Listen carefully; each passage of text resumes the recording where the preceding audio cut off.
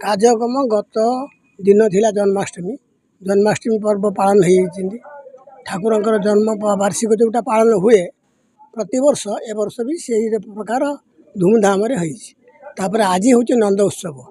नंद देखी पुत्र होली तार आज उत्सव पालन कर दृष्टि आम ये मंदिर बेतालपुर राधाकृष्ण मंदिर में नंदोत्सवटा खूब जोरसोर धूमधाम पालन हो सका मंगल आरती दीपर भोग बड़ भोग संध्यार संध्या आरती भजन समारोह शुणुची भजन समारोह रही यही सब प्रकार आनुष्ठानिक कार्यक्रम सब चली ठाकुर यथारीति चली।